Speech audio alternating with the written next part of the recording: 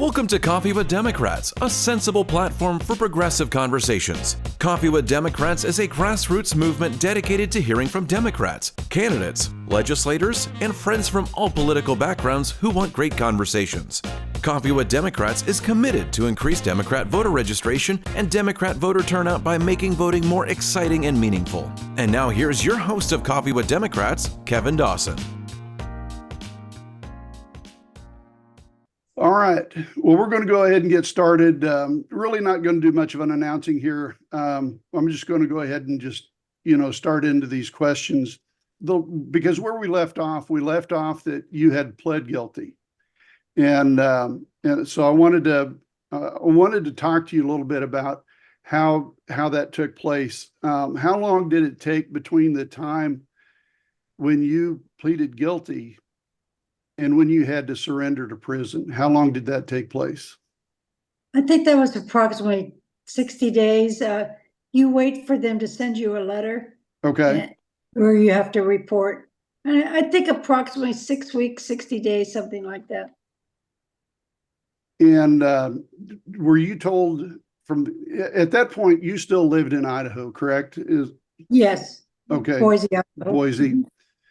So the closest, were they going to send you to the closest federal prison to where you lived, or did they just have, but how did you end up going to FCI Dublin? Well, actually, the judge recommended a medical facility in Texas. So because I was still under the care of my cancer. However, the DOJ is the one that decides where you're going to go. The judge can make recommendations, and the lawyer, but they don't have any authority. Right. Excuse me. And they ended up telling me I was going to go to the camp. So I thought that's not going to be too bad, no fences. Right. But I think because of COVID at the time, no, I'm sorry. Let me take a look. They decided to put me it was a unit where lifers, the worst unit you could be in. Oh. It was horrible. The lady there, Michelle West, who I talk a lot about because she saved my life, said, "Miss Hemphill, don't be lying to us. Nobody with the misdemeanor comes into this unit." Oh, and I said, yeah. So it was a rough unit, very rough.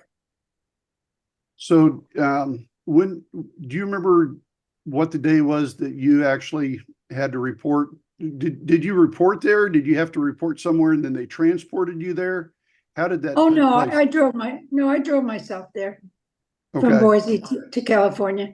No, you just show up. That was the hardest thing. Oh God, I was so scared. I was so frightened to go in there. I've never been in jail ever. Right. My whole life. So it was like, oh my, only the movies you see, and it's pretty close to those movies. Very rough. There was 95% cartel women, 95%. Okay. One guard at night, the doors are open.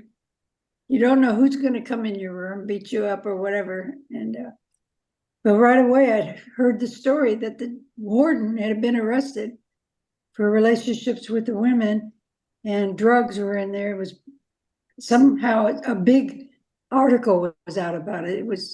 I thought, oh God, where did they put me? So you spent 60 days in prison, and I'm from what you've told so far, your experiences in there were pretty harrowing. Yeah, they didn't like me mainly because of Trump and January 6th. And what Michelle West told me, they had plans to put drugs in my room. Now there's 2 people in your room, but you can get an extra charge, 4 years, up to 4 years. And that was so frightening. But she said, I want you to focus on God and not these women. I'll make sure that doesn't happen. And she really looked over me and took care of me. We're working on helping her get out. She needs to get released. Obama was thinking about doing that, but something fell through. I don't know. But there's a YouTube video now about Free Michelle West, and it's done by Revolt News. Is that correct? Yeah. Okay. Yes. We'll make sure that we put that in the comment section so that people can know where to go and how to watch that video. So after, do you remember what the date was when you were released from prison? Well, I think I went in September, October, November. It's hard to remember. It's been so long now. And Sure. I still have a little bit of chemo brain, so I have to have things written down in front of me. So no, I don't. But it was somewhere in October, November of 2022. Yeah. Okay. And after you got released from prison, did you attend another rally for Trump? No.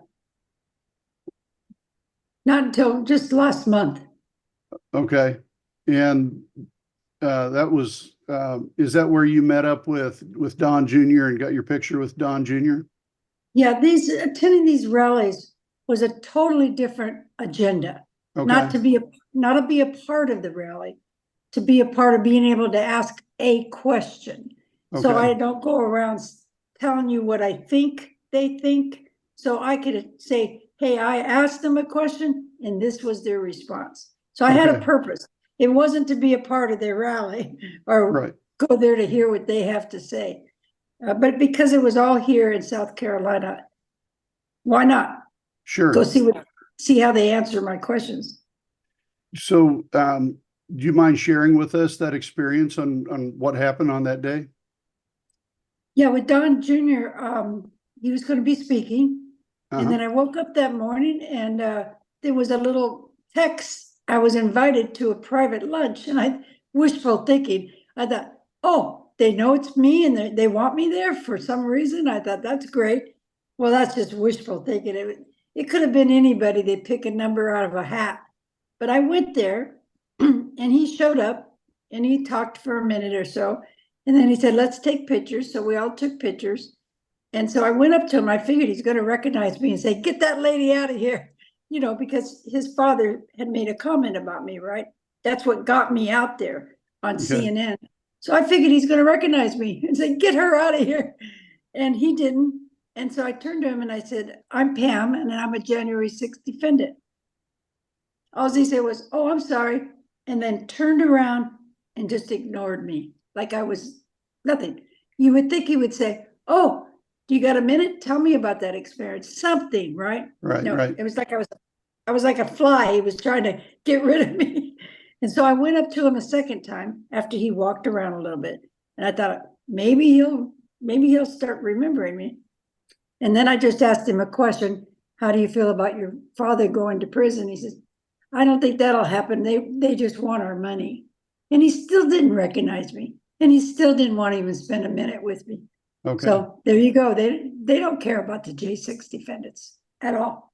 And that's the point that I wanted to bring to light, or to shed some light on, is, you made a comment to me in one of our conversations that basically you were being used, and you were being used by the Trump family and by the Trump organization, the Trump campaign, for something, in that they intended to use you to be scapegoats.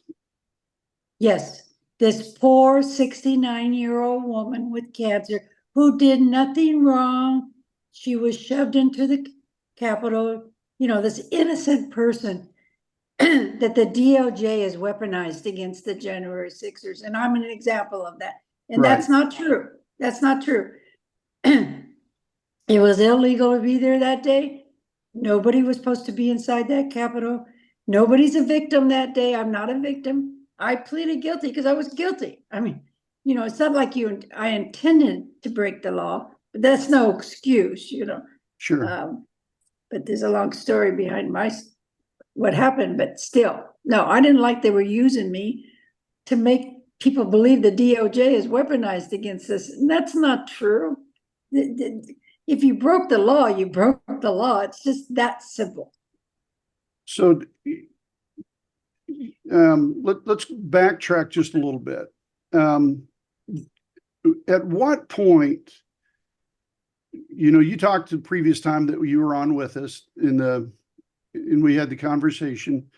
You talked about how you were involved in the MAGA movement. You were videotaping. You were part of the women's group in Idaho. You made a lot of contributions to the MAGA movement. But at what point did you have the epiphany? What point did you have that you just was it a lightning bolt? Was it something over time? How did you determine that you needed to stop supporting Trump and stop supporting the MAGA movement? Well, actually, even while I was involved, pay attention to those red flags. And Okay. people don't, and I didn't, because of the gaslighting. Right. I would always be the one asking questions, and they would come at you and say, don't be listening to that news. Don't be, that's a lie. That's propaganda. Okay, so, and you're talking to people with 2 PhDs, right? And senators. So you're believing them.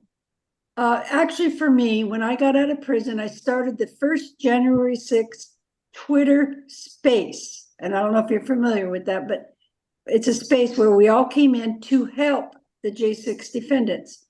And that was going well for about 6 weeks until I came across a case. Gateway Pundit put out that, oh gosh, I have a blank spot for his name right now. Ryan Samsel had lost an eye in jail, at the DC jail. And I thought that can't happen, even though I didn't like what he had done. He was the one that Epps whispered in his ear. He was wearing a red cap and he pushed the barriers and he knocked down a female officer. So I wasn't really into wanting to support him, but I didn't like the idea that somebody lost their eye. Well, I got a hold of his attorney, and that's not true. He did not lose his eye. Okay. They lied, but his gift send and go went up to $40,000 and more that day. And I realized they're grifting, they're lying about everything. So I started researching some more things, found out they lied again about the doors being open. They were not, some of them had admitted to opening the doors themselves, and it just started snowballing. And then I started my own J6 gaslighting space. And that's when sedition hunters and a lot of researchers came in and started helping me debunk all their lies. So it was a gradual. So yeah, you didn't have just a lightning bolt epiphany. It was an epiphany that came over time. Well, it is like that, but for every incident, it varies for each person. Some may, like when Trump did this Bible thing recently, Yes. that might do it for some people. Everybody's going to have something happen to them where they'll go, oh no, that's kind of going over the line here. And that was my going over the line. You don't lie and make up things that your eye's been taken out just to get money. I mean, come on. And I think with Trump, that's what's happening with a lot of people. They're starting to recognize it. I know it's difficult because how can you want to support a man that cheated on his pregnant wife? It's like, and they're claiming to be Christians. I mean, but for each person, it'll be different. Sure. So in kind of getting into the nuts and bolts of where you are at now with your activism, you do believe that MAGA is a cult. You've already mentioned that just a few minutes ago. Absolutely, and it's so difficult to explain that to people that are MAGAs, because you've always looked in history of a cult was generally a religious movement, but then Christian nationalist is a Christian political movement, though. And so it's hard at first to say, oh, that's a cult. That was really a cult. Yes, because the leader has you listening to nobody but them. Fake news. They're really they're after me, but they're really after you. But I stand in the way. That makes him a savior. Right. Because without Trump, they're going to come after me. So he set himself up to be a god, like a savior for them. In part of the problem with that is he's working on people's emotions and enticing people based on this emotional stamina that he has, or this emotional approach to get people to continue to stay on with him. And you talked about gaslighting and feeding that lie, but it's an internal lie that a person already has with them, and he's building upon that to make them buy in deeper and deeper into his philosophy. So can you talk about, how do you recommend other people engage with MAGA folks, or how do you recommend that we deal with the current MAGA movement and persuade Trump followers, that, all right, if they don't want to follow Biden, they have got problems with Biden, or they got problems with Democrats, that's fine, but they need to abandon Trump. How do we get them to do that? Yeah, it's all you could do is plant the seeds with facts and Right. start off by asking them, what are the things that you find that Trump is doing for this country, and then have the facts ready. But see, he's hijacked their brains so deep. How can a man be selling a Bible and the next day put a picture of Biden tied up on a truck? I mean, they're not seeing all this. Right. The hypocrite stuff that he's doing is not what's best for this country. How do you convince these people? Well, I think what's happening, what I've noticed, there are some Republicans coming around now, a lot of them. They don't want Trump in there. And it's very difficult, because it has to be a one-to-one thing. You can't really do it in media per se. They have to trust you a little bit and know you, and you have to have some of the facts ready to explain to them and share, especially about Project 2025. It's not about voting for Biden this year. Some of his policies, we don't agree on every policy Biden has out there. However, we know that he's for democracy, and Right. They are going to take that away from us. You're not going to have any democracy. If Trump gets into office, he's going to be a dictator day one, and he's not going to stop. And Project 2025 is going to make sure of that. Which brings us to our next question. Our next topic is really to talk to you and have you talk to us about your understanding of Project 2025 and how detrimental that will be to the democracy and the constitutional republic that we have, form of government that we have in the United States. Well, I'm really not an expert in explaining Project 2025. Okay. It's 920 pages. It's developed by the Heritage Foundation, which, they want to turn this into a Christian nation. And I mean that 100%. So what that means is the laws will be based on their Christian beliefs. Number one thing is they're going to make sure that if birth control is gone, all women that want to have abortions could be arrested. There's so many things, pieces. They're going to come into all the, the 4 pillars of government, and dismantle them and change them. And their policies, if you're not going to go along with Trump and their policies, they're going to fire you. There's not going to be a process. They're just going to say you're out. They're going to discriminate you. We're all in trouble listening to all their policies and what they want to implement. Actually, I tell people, if you really want to see the roots of this, go watch a documentary on Netflix called The Family, because actually this is where it all started back in 1930, but it started actually in 1973. But it's frightening. It's very scary. I know it. I'm not good at teaching it like this. So that's why I tell people on YouTube, there's so many great videos that you can go listen to for 15 minutes. Just get a sense of what they're wanting to do. So I want you to get scared enough to vote, even though you're on the fence of who to vote for. You have to vote Democrat this year. Otherwise, because what you're looking at is these megas, and you have to wrap this around your head because it's the fact, are following Hitler. And I'm not kidding, because that Project 2025 is a Hitler playbook. I mean, it's scary. All the gay rights will be gone. gun laws. They want all the teachers to be carrying guns. So I don't have a little bullet points in front of me right now, but look it up. I hope it scares you enough to go vote blue, because I think even Republicans will be against it. And personally, I've gone around the community at the gas station, my friends, family. Do you know about Project 2025? And they said, no, I don't. And I said, oh my God. So a few came back and said, yeah, Pam, you're right. That's more scary than what you told me. And I said, yeah, it's very frightening. And it doesn't matter who's going to be president. This is a Republican Party agenda. So it's very important to research it and learn more about it and tell people about it. Which brings us, and you just touched on it, you just mentioned it, about your support for President Joe Biden. Can you talk to us a little bit about why you support Joe Biden? Because he's for democracy. He cares about people.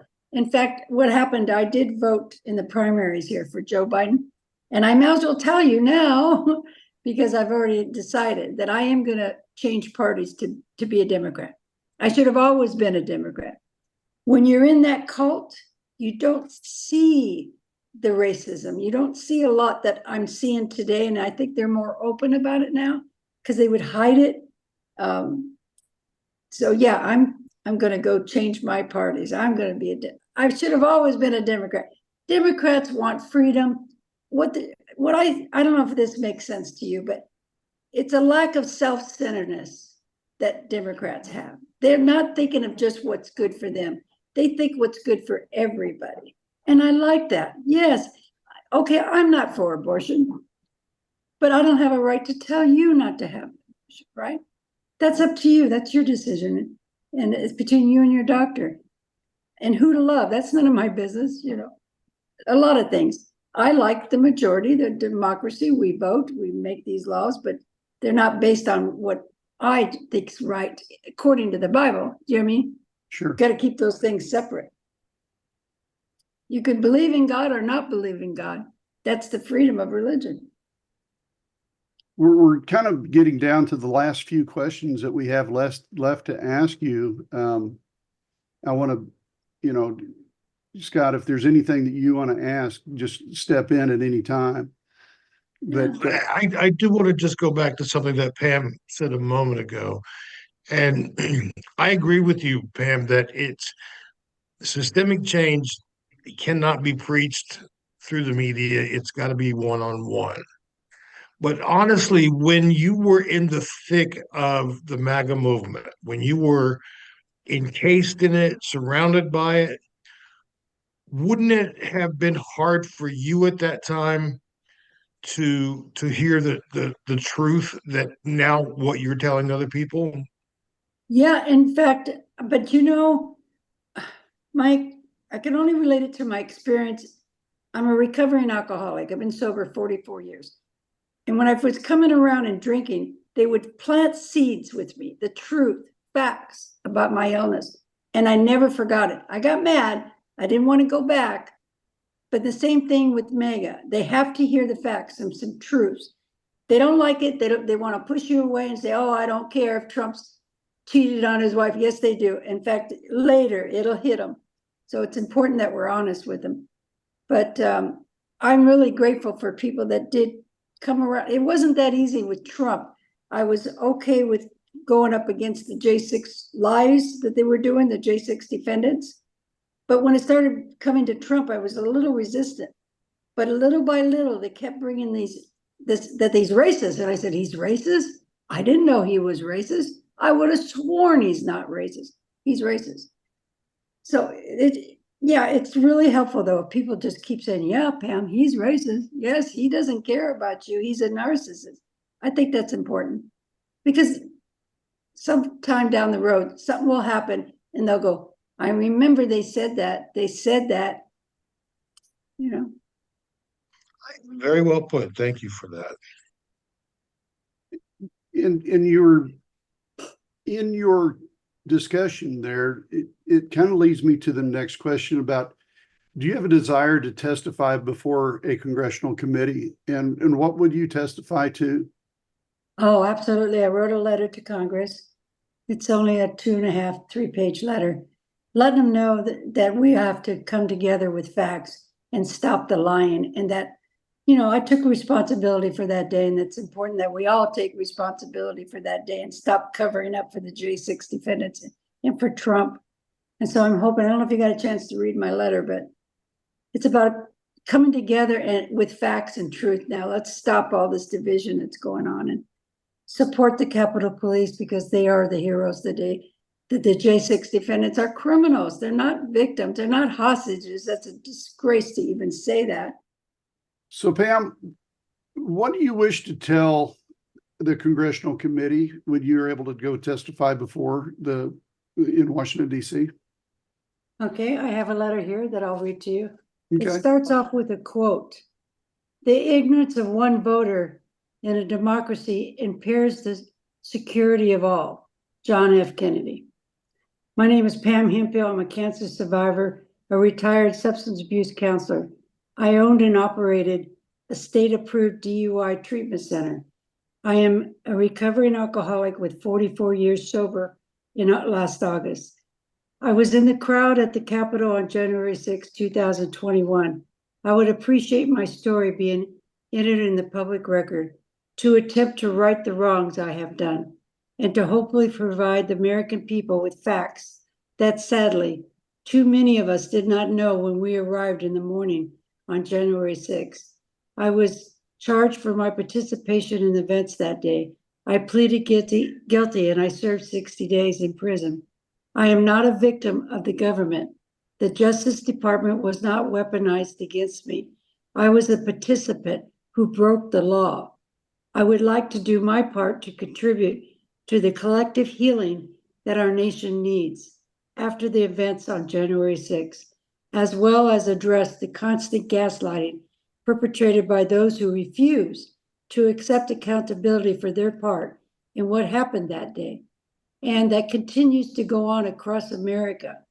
As I mentioned, I'm a retired substance abuse counselor. For over 28 years, I provide assistance to support people struggling with addiction.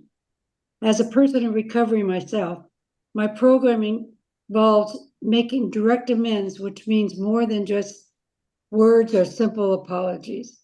It takes action that demonstrates a new way of life. It requires acknowledging and aligning our values to our actions by admitting wrongdoing and then living by those principles. My speaking out, with the facts has come at great risk to my personal safety and well-being. But I believe that speaking out about what I learned only serves those who continue. I'm sorry, I got to reread that. But not to speak out will only serve to continue to gaslight or lie in order to protect their own interests. I also want others who have felt betrayed or misled to know that they are not alone. We have an opportunity to accomplish what we thought we came to the Capitol, my voice, on January 6th by admitting our wrongs and sharing the facts. After I retired, it became a hobby of videotaping and documenting political events for the local women's mega groups. When I attended these rallies, I felt welcomed. I felt like I was part of a group of people who truly cared about the country and the Constitution. Looking back, I realized much of what I was being told was propaganda. Things like the Democrats were trying to turn us into a communist nation, or that the left wanted to do away with the Constitution. The gaslighting caused a lot of fear, and that fear kept me engaged in what I thought we were saving our country and protecting the Constitution. I was deceived. On January 6th, the betrayal of my trust and loyalty to the movement was not yet realized by me. It wasn't until much later I would understand that those people who I believed were patriots had been using my fear. The desire to be a patriotic American was weaponized against the Capitol, the rule of law, and against the peaceful transition of power. The events on January 6th did not match the ideas I believed I was supporting. I feel ashamed that I couldn't see it at the moment. Part of my motivation to write this letter is to set the record straight about the events leading up to January 6th and the narrative that is being pushed by others who attended and who facilitated its inception. Mainly, I want to thank the Capitol Police officers for their heroic and patriotic efforts that day.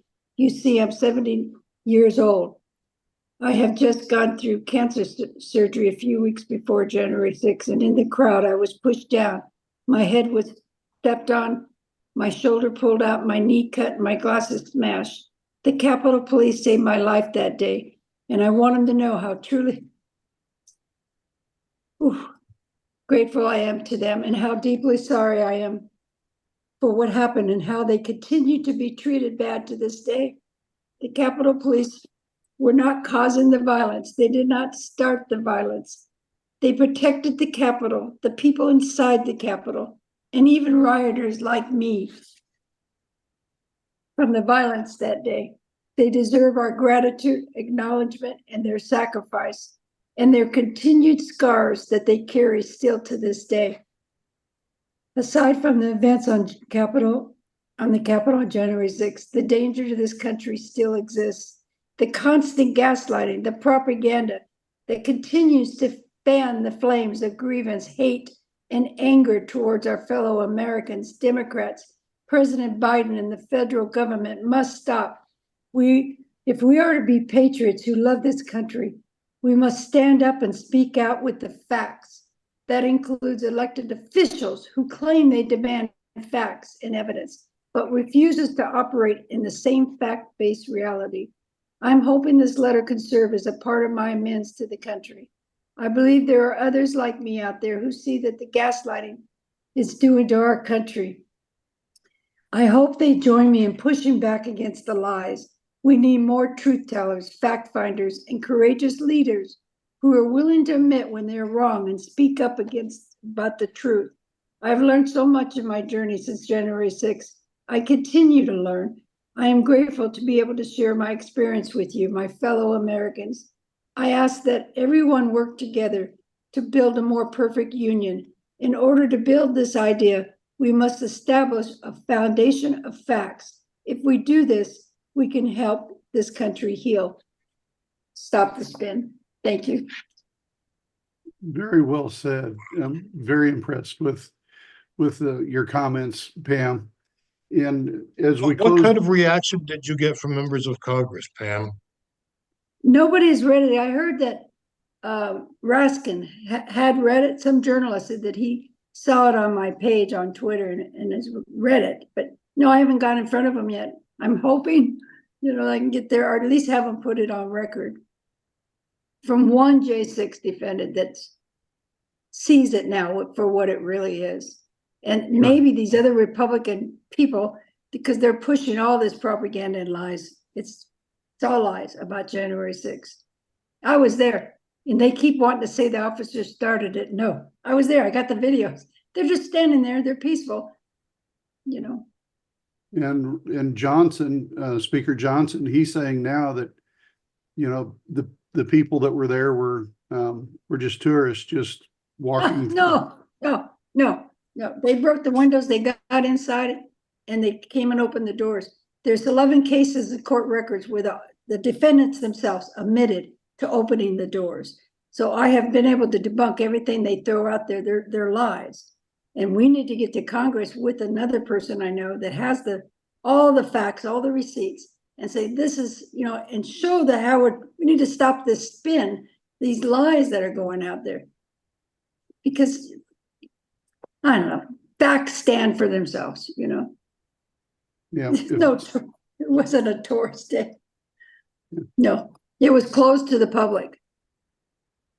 So as we close down our conversation, I want to thank you for taking the time that you have spent with us. We've gotten to know you really well.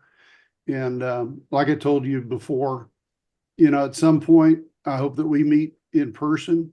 I just want to be able to shake your hand. I would like to embrace you in a hug. I don't know whether that would be appropriate or inappropriate, but as you would allow, I want to show you my gratitude. Yeah, thank you. I'm hoping if there's any way there's any ideas, anything I could do to help the Democrat Party, I would love to do that. I want to be of service somehow. It's one thing to Get that talk. registration changed right away. I'm on that. I'm on that. So can you help us I'm close? excited. So in order to help close this down, would you help us by, talking to us about a call to action for all Democrats, independents, and citizens who still support our current form of government, the U.S. Constitution? What do you say to everybody at this point? How do we, how can we move on, and how can we improve this conversation? Well, the number one thing is learn all you can about Project 2025. And I kind of say this in a joking way. I want everybody very scared about Project 2025 so they will go vote. Everything we want to do is to motivate people to vote. I was listening to some college students that were on the fence. They don't know to vote for Biden or Trump. And it's like, no, like I was thinking of getting together a little pamphlet, go to the universities and pass them out just so they could go learn about it, not to convince them who to vote for. But this information is not getting out there enough. I think Biden finally put something on his campaign about it, because once you see how serious the facts about our democracy will be gone, I think it could motivate people. Hopefully it scares me to death. That gives us a perfect opportunity to let our viewers know that the Project 2025 collective, I'll just put it that way, it's more of a manifesto, is available for you to read at project2025.org. Yeah. That's project2025.org. Thank you. Yeah. And it is very scary, when you start reading through it line by line and get into the context of what they're actually saying. You're absolutely correct. It is an absolute dismantling of our federal government, and we need to get that information out. So, Pam, thanks so much for being with us. Oh, I just want to mention his book. Oh, please go ahead. He's running for Congress. Harry Dunn? Yes. In Maryland. Oh, I cried through the whole thing. But I just want to mention his book, and do all you can to support those that are, the Capitol Police. We can't help them enough. Right. Well, we can't thank you enough for, again, taking the time that you've spent with us now over 2 days to talk to us about your experiences and what you've been through, and the change of mind that you've got in your personal beliefs. So, you are an inspiration, and we really appreciate you. Oh, well, thank you so much. Any way I can help, please let me know. All right. And all the best to you. Stay well and keep shouting from the rooftops. I am. I've got Germany coming out here. All different countries. They're so afraid. Talk to us just a little bit before we leave. Talk to us just a little bit. You've been approached by Canada, by Australia, Germany, France. They're all scared, frightened. They are scared because of NATO. We know if Trump's in office, these countries are in danger, and they're scared, and they're asking me the same things you're asking me. What can we do? Well, we got to motivate people to learn about Project 2025 to go vote. We have to vote blue this year. Forget about your little issues and policies with Biden. The Democrat Party still overweighs all that little things that Biden's trying to work through right now. But they're scared. In fact, they're coming here. They're going to put me in a little documentary. We're doing everything we can to get this message out there. We don't have much time. We only got 7-8 months. Right. Yeah, the clock is ticking, and we don't have time to sit around. And one of the call to actions that you admonished me from the very first time that we'd had a conversation, you said, Kevin, you're not doing enough. Yeah, they're not pushing back enough. We need more people out there speaking, because Republicans have people out there, Mike Flynn, they're out there talking, and we need to be talking for Biden, more people that are are known, you know, like Nancy Peroski and no names. I'd go out there and speak if I had somebody with me, Sure. you know, and explaining things. But yeah, there's not enough. I would love to go listen to some of these people, but they don't. Democrats are different. I've noticed they kind of keep everything on their shoulder, you know. Sure. But we have to push back heavier and harder. It's so our democracy. I mean, we're going to be in a communist country for real. Well, thanks again so much for being with us on Coffee with Democrats. You've got an inspiring message, and I hope people will spend time listening to your comments with us and be able to share those with others.